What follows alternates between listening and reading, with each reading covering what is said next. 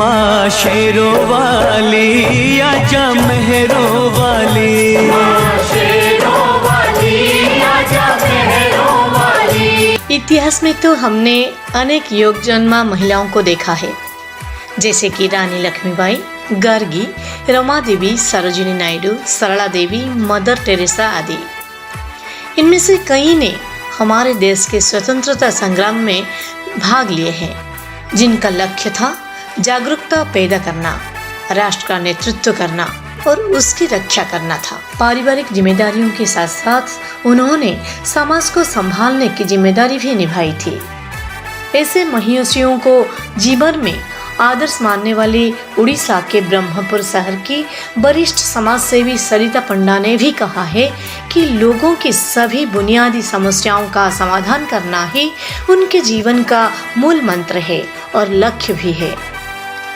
सरिता खुद एक माँ है, बेटी भी है और बहू के रूप में वो अपनी कर्तव्य संपादन करने के साथ साथ समाज के लिए बहुत कुछ कर रही है और गंजाम के लोगों की आवाज बनकर सामने आई हुई है।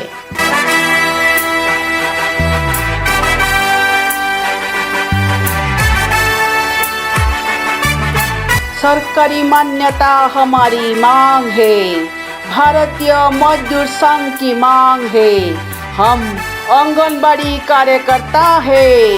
सरकारी मान्यता हमारी मांग है, हम आंगनबाड़ी कार्यकर्ता है, भारतीय मजदूर संघ की मांग है, सरकारी मान्यता हमारी मांग है। मैं सरिता पंडा ओडिशा के ब्रह्मपुर शहर में एक वरिष्ठ सामाजिक कार्यकर्ता और केएसपीजी इंडिया ट्रस्ट की सह संस्थापिका हूँ। मुख्यमंत्री के जिले के एक प्रमुख शहर ब्रह्मपुर में एक बड़ा चिकित्सा केंद्र है। यहाँ दूर दूर से कई मरीज इलाज के लिए आते हैं, लेकिन यहाँ जो तमाम अनियमितताएं हैं सरकार उसे कब ठीक करेंगे। आज शिक्षा, संस्कृति, परंपरा, मधुर संबंध और आध्यात्म का अभाव है, इसीलिए समाज अव्यवस्थित है और प्रगति नहीं हो रही है।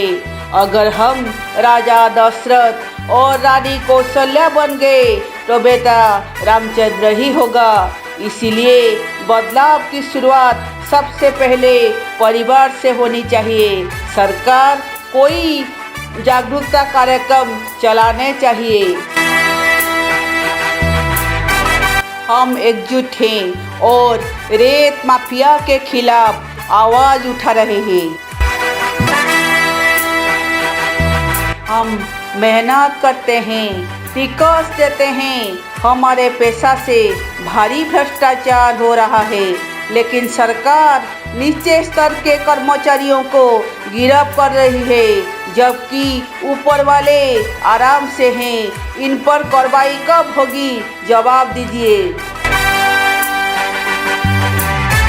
ये ब्रह्मपुर शहर का एक स्वायत्त विश्वविद्यालय है, खलीकोट कॉलेज। यहाँ कार्यरत शिक्षकों और कर्मचारियों को नौकरी से निकाला जा रहा है।